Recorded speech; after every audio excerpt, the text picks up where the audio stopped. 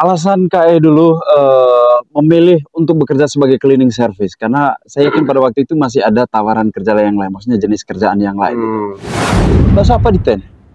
Apa? Memang istilah model kempo ya modelnya. Di TEN nggak bahasa apa ngasang? Apa itu baru nggak gitu apa itu gerari? Sama Manggarai itu dulu, cuma logat mungkin yang beda. Kelihatannya sih memang bisa dikatakan kerja jorok tapi mulia. Ya betul. Kenapa saya mengatakan demikian mulia?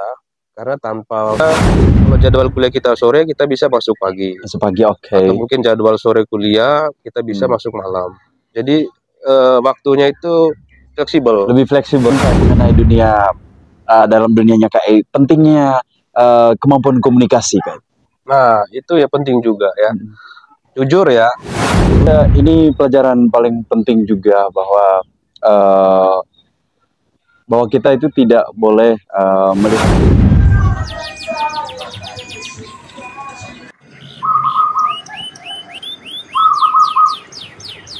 Saya sebelum masuk ke Bali ini dialek saya itu soal masalah tentang komunikasi bahasanya itu agak canggung. Kenapa? Kenapa saya bilang begitu?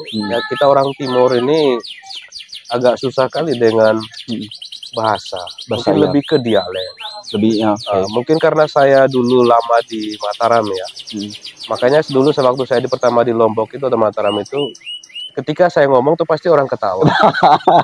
Dialeknya misal, unik ya, lucu ya. Misalnya mau kemana kita bahasanya. Dulu saya pertama tuh, kemana kau?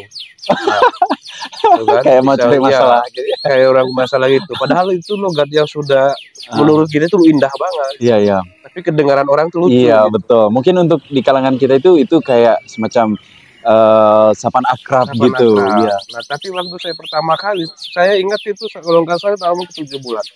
Dialek saya itu selalu ketika saya jangankan sama teman, komunikasi ketika bertanya sama guru-guru itu, guru itu nggak konsen dengan pertanyaan kita, tapi sebelum mereka menangkap pertanyaan, mereka ketawa dulu karena logat kita itu. Maka itulah pentingnya kita adaptasi dengan dialek daerah-daerah tertentu biar kita tahu bisa beradaptasi. Nah, sehingga saya sekarang itu orang bilang kayaknya nih bukan orang Timur, padahal wajahnya serem begitu ya. Tapi pas itu dialeknya enggak deh, bukan orang Timur. Iya betul. Saya juga awal kesan ketika ketemu KE itu saya pikir bukan orang Manggarai, benar. Ya. Yang pertama itu dari nama KE, benar. Ini saya jadi awalnya itu saya pikir KE itu bukan orang Manggarai.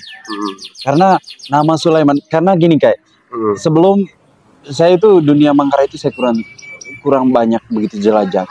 Jadi dalam benak saya itu orang Manggarai itu mohon maaf mungkin ini nanti off cam. Jadi dalam benak saya itu orang Manggarai itu enggak ada orang Muslim. Ini jujur, jujur. Jadi dari nama, tapi ada teman waktu itu yang bilang ini bapaknya orang Manggarai. Nah, pasti ada nama orang Sulaiman kan. Biasanya orang Manggarai itu kan Martino, Stefanus dan sebagainya kan. Makanya tiba-tiba ada Sulaiman gitu. Dan itu buat saya itu kayaknya bukan deh. Nah, pas dengan ngomong juga kayaknya bukan deh orang Manggarai gitu ya. Bukan orang Manggarai. Tapi belakangan baru tahu memang benar orang Manggarai gitu. Emang nggak salah itu emang. Karena kan di Manggarai itu kan bukan karena mayoritas mayoritas di satu provinsi NTT itu kan memang Kristen. Jangankan waktu saya pertama di Lombok juga begitu. Pertanyaannya adalah udah tahun berapa mualafnya begitu. Tahun berapa mualafnya? Ini mualaf apa bagaimana kan gitu. Nah, pada dasarnya enggak sih. Memang kakek nenek saya itu terutama yang cewek mualaf. Mualaf, kakek sama nenek mualaf. Berarti orang Lembor asli itu karena apa kayak? Maksudnya yang dulu itu mualafnya itu karena perkawinan atau? Nenek saya dulu itu orang Cibal. Berarti Cibal Mangga? Ya, Cibal. Manggarai apa aja? Manggarai Tengah. Cibal ya. Terus ada juga keluarga pokoknya keluarga besar saya itu Kristen semua. Orang tua saya aja yang agak Muslim, tapi keluarga besar Kristen, terutama di Heak. Ada di Heak juga, kampung Heak. Nah, mungkin ada yang nanti itu kampung Heak itu. Terus ada di apalagi satu daerah, lupa saya di Manggarean juga, Lembor juga. Ada sebagian besarnya emang. Jadi itulah pertama kali saya, jangankan itu ya, sama tempat kerja aja dulu waktu di Discovery juga begitu. Nggak orang, karena nggak yakin saya orang Flores gitu. Yang pertama kali tanya itu pas masuk kampus juga itu. Mungkin Pak Haji Marusun nanti kalau dia nonton ini, dia tanya, kamu mualaf atau enggak? Ketika saya dites uji wawancara di kampus, kenapa orang NTT itu masuk di sini? Makanya tanya, kamu mualaf apa bagaimana? Ya, karena mungkin karena stereotip orang-orang itu, ya kalau orang NTT ya otomatis Kristen gitu ya. Padahal bukan ya. Dan saya juga kayak berada di posisi itu juga awal gitu ya. Karena teman-teman saya dari Manggarai belum pernah saya ketemu yang muslim. Pernah dulu, itu pacar saya orang muslim pas masih SMA dulu, orang muslim. Tapi dia dari ND, tapi mereka tinggal di Borong. Karena umumnya daerah pesisir pantai itu kebanyakan itu orang-orang Bugis. Gitu. Tapi waktu itu pas ketemu kayak itu saya nggak yakin, kayaknya bukan orang Manggarai kayaknya. Itulah. Karena dari segi muka sih nggak bisa disembunyikan. Iya. Tapi kalau segi logat bisa diuji lah ya. Iya. Kalau logatnya kayak itu susah ditebak, bener. Susah. Kayaknya udah mungkin udah saking lama di Mataram gitu ya mungkin ya. Iya betul. Karena pertama Mataram itu emang orang ketawa aja mereka ketika saya bicara. Semua ngomong ini bukannya mereka perhatiin ngomong kita, tapi dialek kita itu yang lucu. Bawaannya ketawa dulu, mau marah juga mereka ketawa. Gitu. Kita marah juga ketawa, kan dialeknya beda. Iya, oke. Terus kalau bagaimana yang pengalaman yang lucu gitu di dunia kerjaannya kayak gitu? Mungkin ada pengalaman lucu gitu, pengalaman yang nyeleneh gitu selama pekerjaan di dunianya kayak itu. Apa ya? Mungkin lupa ingat juga sih yang lucu-lucu gitu ya.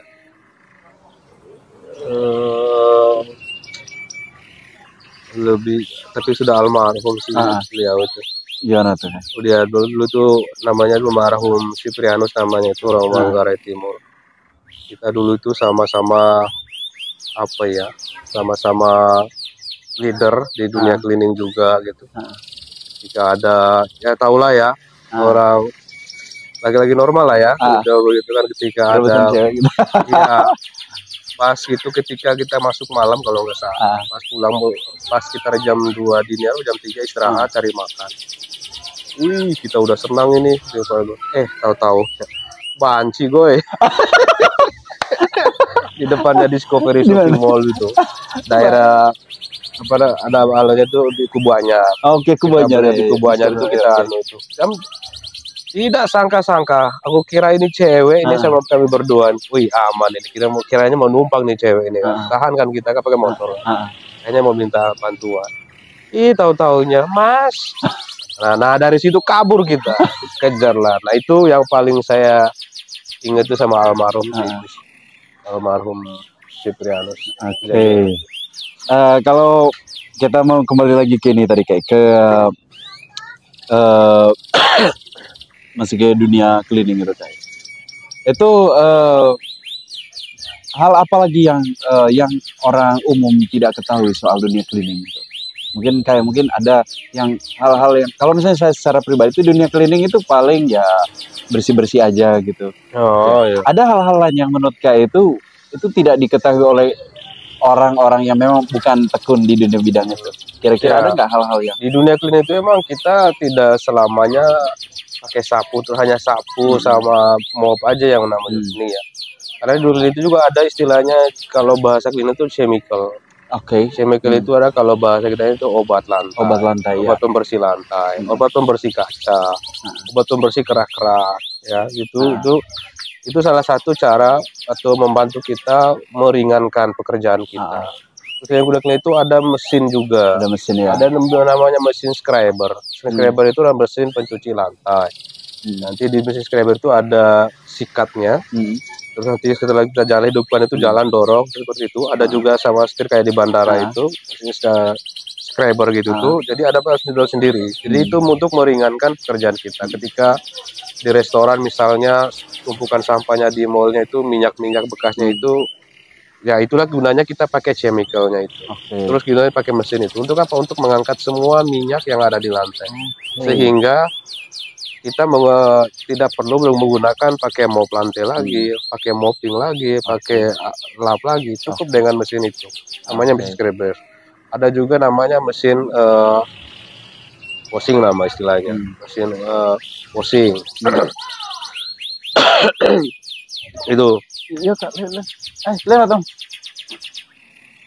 Jadi mesin itulah yang membantu kita untuk minyak cleaning. Ada bukan hanya bersih lantai saja, ada istilahnya bersih kaca tinggi. Kalau kita pakai, ada juga pakai genie lift, ada istilahnya juga pakai teleskopik, ada juga pakai tali karmantel istilahnya. Kalau kita pakai bersih kaca yang tinggi-tinggi. Yang di bangunan tinggi itu.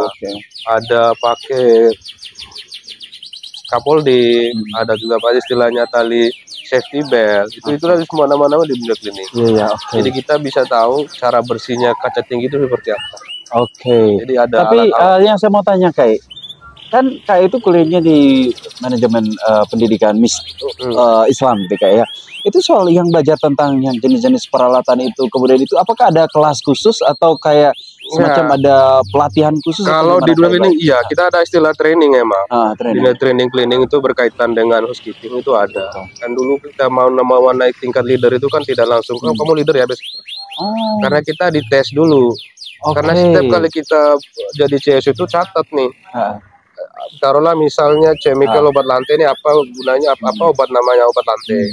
Ada istilahnya floor clean gitu kan. Nah kita catat semua itu pH-nya berapa gitu. Nah jadi semua itu bukan hanya sekedar kita pakai campur harus pakai gini, kita juga tahu pH-nya berapa. Jadi juga untuk obat keras juga itu pH yang kita pakai.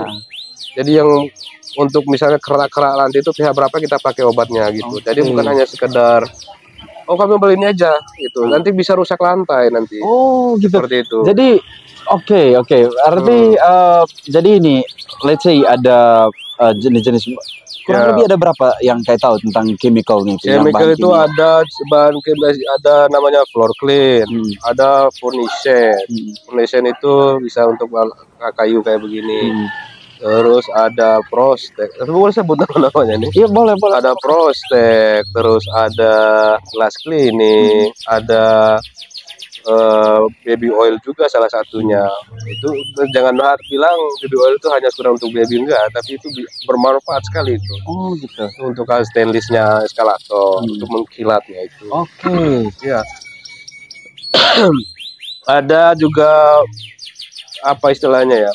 Chemical granite juga ada. Jadi untuk membuat itu kita ada semua chemical yang berkaitan dengan.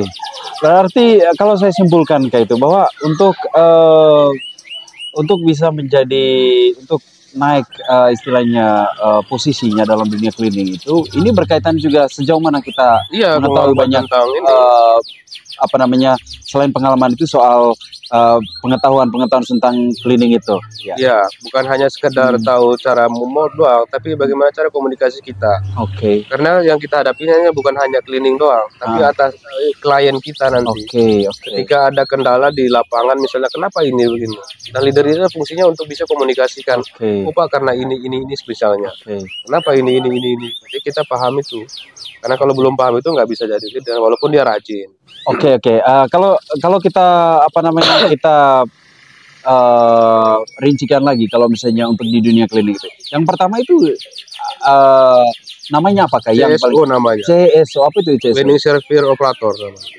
Cleaning Service Operator. Itu berarti memang yang kerja di lapangan, yang sapu-sapu bersih-bersih gitu. Kemudian di atas itu apa? Ada namanya leader. Leader itu pengawas. Leader itu pengawas itu berarti seperti apa dia? Yang mengontrol CSO ini untuk bekerja. Berarti dia harus di lapangan. Dia lapangan, dia tahu kondisi darurat kerja yang mana lebih dahulu. Artinya leader yang lebih tahu ini yang harus utamakan kerja ini enggak. Coba kayak beri kayak ilustrasi gitu, seperti apa? Contohnya kayak gimana? Contohnya misalnya ketika ada permintaan klien. Sementara kita udah jadwal nih, kerjaan mereka kamu di sini kerja ini. Oke. Tiba-tiba klien tolong bersihkan yang ini ya, ini darurat. Nah, dia klien ini adalah tidak dia minta ke CSO, tapi dia minta ke leadernya. Jadi dia mengambil putusan nih, mana yang saya ambil, area mana yang saya ambil nih, anak mana yang saya ambil. Dia bisa memutuskan, oh ini ya bisa urgent, mana yang nggak urgent. Jadi leader itulah tujuan itu, tariklah anak ini, kamu bersihin ini tuh, kerja yang kita udah jadwal itu ditinggal nggak apa-apa. Nah itu yang itu tahu leadernya. Itu yang leader ya. Kemudian kayak di atas leader itu apa lagi? Ada supervisor. Supervisor itu seperti apa dia? Kurang lebih kerjanya sama, cuman supervisor itu lebih ke report. Lebih ke report pekerjaannya, report ke absensinya, report semula segalanya yang berkaitan dengan aktivitas tim leader, aktivitas CSO, terus yang berkaitan dengan kondisi alat apa segala macam. Contohnya secara menyeluruhnya report yang berkaitan dengan pekerjaan. Kurang lebih seperti itu. Oke. Di atas supervisor itu apa kayak? Kalau ada itu ada SPV mobile namanya. SPV mobile. Oke, menarik. Ini nih istilah baru juga nih. Kira-kira seperti apa itu SPV mobile itu? Kontrol semua area. Artinya dia di perusahaan itu tuh ada berapa area. Jadi dia yang mengontrol SPV di area tersebut. Misalnya ini nih, ada mall A, ada mall B. Di sini kan ada SPV, ada SPV. SPV mobile itu dia mengontrol nih SPV ini sama SPV yang di mobile ini. Apa itu tugasnya itu? Yang pertama, sama laporannya SPV ini seperti apa. Semua juga gitu seperti apa. Jadi nanti klien itu tuh mengecek dan memberitahu ketika ada SPV ini nggak bagus, ini bagus. Nah, SPV mobile inilah yang dia menyedia nanti. Berarti yang dicari pertama itu mengenai kinerja yang supervisornya itu di SPV mobile ini. Kemudian ada jenjang di atasnya itu lagi kan? Ada, paling itu kan area manajer. Sudah area manajer gitu. Kalau tapi di beda-beda di beda perusahaan itu beda-beda kalau secara strukturalnya harus ada. Tapi di beda itu kadang ada sampai mentok di SPV, ada yang tergantung banyak areanya. Kalaupun misalnya SPV mobile tidak ada, satu SPV area itu juga nggak ada masalah sih. Tapi kita hanya secara struktural memang. Strukturalnya seperti itu. Tapi setiap perusahaan itu beda-beda. Kalau secara strukturnya harusnya ada. Kalau di mobile ada itu ketika areanya banyak. Kalau misalnya areanya hanya sekedar kliennya banyak gitu ya, banyak kliennya. Jadi memang harus dibutuhkan itu. Karena manajer area itu kan tidak selalu di area itu terus. Dia juga banyak urusan yang berkaitan. Mungkin juga area manajer juga bisa jualan juga. Jualan ini perusahaan. Berarti itu untuk mencari klien-klien baru lagi. Sambil kita jualan lah. Sebar-sebar proposal ke tiap perusahaan. Ini menarik juga Kak. Tapi kita akan coba ke soal gaji nih Kak. Saya pengen tahu itu seperti apa gambarannya, karena tentunya banyak orang bertanya-tanya itu seperti apa sih kemudian gaji atau salary di dunia ini di dunia klinik. Karena tentunya biar kita dapat gambarannya gitu dunia klinik seperti apa dari segala sisinya Kak ya. Mungkin Kak bisa ceritakan tentang salary-nya. Mungkin ya ada itu nanti mungkin disampaikan dalam bentuk rata-rata atau buat dalam bentuk jawaban yang abstrak aja Kayak maksudnya nggak harus eksaknya seperti apa, tapi mungkin dikasih range aja gitu. Jadi bukan bermaksud kita mau memalukan bidang pekerjaan tertentu atau siapapun itu teman-teman, tetapi ini untuk edukasi buat kita supaya kita dapat gambaran tentang sebuah pekerjaan gitu ya. Ayo Kai, silakan kira-kira seperti apa? Kalau di dunia klinik itu rata-rata semuanya sih untuk cleaning CSO ya lebih ke UMR di provinsi tersebut. Lalu misalnya di Bali, kalau di Bali kan ada beberapa UMK UMK Badung, UMK Denpasar, tergantung areanya di posisinya di mana. Oke. Misalnya kalau ada di Badung ya UMK Badung kita pakai. UMK Badung itu kan kalau nggak salah di Bali itu tiga ya. Kalau di Denpasar pakai UMK Denpasar kita pakai. Pada dasarnya itu sama. Kita ikut aturan pemerintah. Mungkin ada juga yang belum sampai UMK, tergantung kerjasamanya dengan pihak kliennya. Karena kita kan kebetulan saya di bidang perusahaan outsourcing gitu kan. Kesepakatannya antara outsourcing dengan in-house itu seperti apa? Jadi kita sesuaikan dengan itu. Kesepakatan itu, karena outsourcing itu kan istilahnya ya hanya untuk membayar sementara ke karyawan. Atau juga kita akan tagihkan ke klien kita in-house-nya ini. Itu outsourcing-nya. Jadi kesepakatannya itu antara outsourcing dengan in-house-nya, bayarnya berapa. Tapi pada dasarnya adalah kita ikutin sesuai dengan UMK hitungan pemerintah. Seperti itu. Ini itu mengenai kalau yang kayak ngomong ini tadi mengenai itu yang di lapangannya apa tadi CSO kayak itu mengenai CSO-nya itu kalau untuk struktur yang lebih tingginya lagi kayak misalnya untuk leader apakah ada perubahan mengenai besarnya salary apa gimana? Oh iya pasti. Ada istilahnya tunjangan jabatan. Tunjangan jabatan gitu ya. Itu. Lebih ke tunjangan jabatan. Lebih ke tunjangan jabatannya, tunjangan jabatan gitu ya. Itu menarik ya, ini seputar salary juga ya teman-teman ya. Jadi kita tidak sampaikan seperti apa jumlahnya teman-teman ya, karena itu bergantung juga pada kesepakatan antara pihak yang membutuhkan jasa dan penyedia jasa gitu ya. Jadi mengenai besaran salary itu tergantung itu juga teman-teman ya. Minum deh.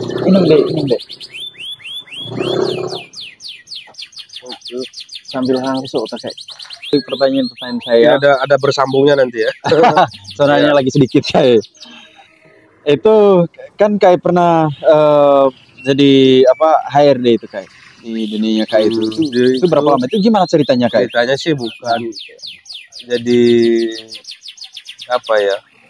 Kebetulan saya waktu itu tuh di Discovery Shopping Mall itu buka cleaning sendiri dari pihak mallnya. Sambil kuliah juga gitu kan. Jadi saya dulu itu udah leader karena mungkin saya kuliah waktu itu tuh jadi saya mengurus yang berkaitan dengan rekrut untuk cleaningnya di mall itu aja. Tapi karena saya menangani masalah di dunia cleaningnya aja, merekrut karyawannya, terus masalah absensinya, terus masalah kurangan gajinya, pokoknya yang mengurus absensi itulah di Discovery Shopping Mall itu waktu in-house selama 1 tahunan lebih lah, kurang lebih 1 tahunan. Kurang lebih 1 tahun ya. Karena waktu itu kan udah owner kita beda ganti owner. Ganti owner jadi kita udah selesai gitu. Ya ini saya mau clearkan lagi kayak kira-kira cara berpikir seperti apa yang harus dimiliki oleh seorang yang memang tekun di bidang. Kalau misalnya ada orang, tentunya banyak orang yang mau jadi seorang yang bekerja di bidang itu kayak. Kira-kira hal apa yang penting untuk dibutuhkan oleh seseorang yang pengen menekuni bidang dunia cleaning service? Pertama sih mungkin mental ya. Mental itu seperti apa itu? Mental itu misalkan karena dunia cleaning kan kalau bisa dikatakan kerja kotoran. Dipandang sebelah mata sama orang. Kenapa? Karena ya siapa sih yang mau suka sapu-sapu di mall, bersihkan lantai, bersih toilet gitu kan. Mental itu penting. Karena kalau kita nggak punya mental, karena baru pegang mau nanti ada yang lewat, taruhlah misalnya pacarnya, kerja pacarmu begini ya misalnya. Akhirnya kita down pekerjaan itu. Tapi kalau orang yang betul-betul kita ada niat bekerja untuk tekun di bidang itu ya kita harus punya semangat. Mau apapun pekerjaan kita selama itu halal kita kerjakan. Karena perusahaan pun akan tahu ketika dia kerja bagus, dia belajar, tidak selamanya kita harus bekerja di cleaning itu terus saja. Kita juga punya ada mindset. Kalau bahasa anunya mungkin ini adalah penolongan pertama saya untuk menyambung hidup. Ya, oke. Dari pelajaran itulah kita punya pengalaman. Iya, Ya, siapa tahu orang lihat dari di situ aja dia kerjanya bagus, walaupun kerja klinis sipil tapi dia rajin, pasti orang akan melihat juga. Coba saya tawarkan kerjaan yang lain seperti itu. Oke. Dari situ mental itu yang paling penting. Oke, kemudian ada lagi nggak kayak khususnya untuk yang skill di bidang cleaningnya? Kira-kira apa lagi hal yang perlu gitu selain mental itu? Itu kan soal mengenai soal psikologinya. Jadi kesiapan mental itu kita tahan dari pandangan orang, cibiran orang, atau anggapan stereotype orang. Tetapi ini mengenai soal kemampuan di bidangnya itu. Ya, pertama dia harus belajar. Pertama dia mempunyai kemampuan cara bekerja, mempunyai kemampuan tentang chemical bekerja. Dia mempunyai kemampuan untuk menggunakan alat yang digunakan untuk bekerja. Satu contoh misalnya mesin. Itu ya, dan itulah yang harus paling utama dia punya, itu adalah dia bisa menguasai mesin. Menguasai mesin. Cara beroperasi mesin. Cara mengerjakan mesin itu seperti apa. Dia menguasai semua chemical. Kalau chemical itu dia kuasai itu gampang. Yang paling dasarnya itu adalah dia menguasai itu. Teori tekniknya, sapu apa, tekniknya mopping seperti apa. Ketika ada tumpahan di lantai itu, gimana caranya biar lantai itu tidak begitu diinjak tidak lengket. Nah, dia harus tahu itu chemical apa yang dipakai. Nah, kalau kita pakai chemical itu, walaupun minyak apapun, kalau chemical yang kita tahu, begitu kita bersih itu nggak susah gitu ya, lebih efektif. Lantainya nggak licin. Nah, ini juga pertanyaan saya kayak itu kan biasa itu kalau biasanya di kampung itu kalau misalnya bersih kaca jendela itu pakai Mama Lemon kah atau pakai Rinso itu. Kalau yang sejauh yang kayak ketahui itu seperti apa itu menurut tanggapan kak itu? Kalau pakai Mama Lemon itu bisa, tapi jangan banyak airnya. Tapi taruhlah 1 tetes itu hanya sekedar untuk debu saja. Bisa aja juga itu Mama Lemon itu, supaya jangan terlalu banyak. Karena kalau banyak itu ketika dia kering, pasti dia bekas nanti di situ. Iya. Susah, itu yang bikin kaca itu berkerak apa segala macam. Nah, ini masih bagian tadi mengetahui chemicalnya, tuh takarannya mengenai pH gitu ya. Telepon siapa dulu? Telepon angkat. Lapangan renon tuh sih. Ayolah laku itu sih. Itunya masih ada waktu ini kan. Kakak sampai ke itu kembali juga. Biasanya ada waktu lagi nanti kah kita bahas sambungnya. Mungkin ada mau sampaikan kata-kata untuk kata-kata penutup gitulah buat teman-teman yang ingin menekuni di dunia bidang cleaning. Kira-kira kayak mungkin mau ada sampaikan apa? Angkat aja. Mau keluar nggak? Takole gua. Ya, pada dasarnya adalah teman-teman semuanya, apapun pekerjaan kita, selama kita tekun, selama kita melaksanakan dengan baik, mau itu kerja cleaning service, mau kerja apapun, selama kita tekun, optimis, bekerja keras, ya insya Allah pasti akan berjalan dengan baik. Kenapa? Kita tidak bisa bekerja itu mulai dari atas ke bawah, otomatis mulainya dari bawah. Mau jadi cleaning dari bawah, pasti dari bawah itu kita akan lihat nih kerja kita bagus apa enggak. Atasan itu pasti akan melihat pekerjaan kita. Ini anak ini rajin banget ya. Berarti suatu saat nanti ketika kita mengajukan atau perusahaan itu misalnya ada untuk membutuhkan tenaga pengawas dan sebagainya macam, ketika kita bisa mampu, kita bisa mendaftarkan untuk jadi pengawas misalnya, terutama di dunia cleaning ini. Ya kalau mampu pasti akan diterima dengan positif, tapi syaratnya adalah kita harus belajar, terutama di dunia cleaning itu belajar tentang cara pengguna chemical, cara pengguna alat. Karena kalau itu semua bisa semuanya, nanti itu untuk jenjang selanjutnya itu pasti akan gampang. Karena apa, kliennya akan tanya, bagaimana operasi mesin ini, apa yang harus digunakan. Ketika pakai mesin itu gimana cara menggunakan chemicalnya. Nah, kalau kita udah menguasai itu semua, apapun pekerjaan klinis seperti pasti berjalan dengan baik. Kurang lebih seperti itu. Oke, terima kasih banyak Kai. Ini waktu yang luar biasa sekali. Jadi teman-teman, ini tadi episode kita mengenai dunia klinik servis. Jadi kita punya orang yang sangat luar biasa tadi yang membagikan ceritanya tentang dunia. Beliau ini sebagai seorang di dunia klinik servis, dan sekarang beliau ini sebagai seorang manajer area Kak ya.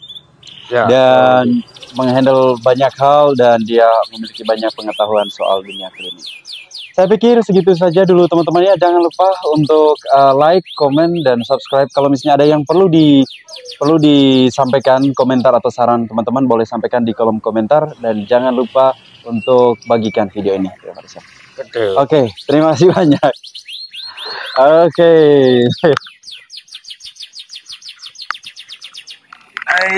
Luar biasa. Kenapa nggak itu masalah?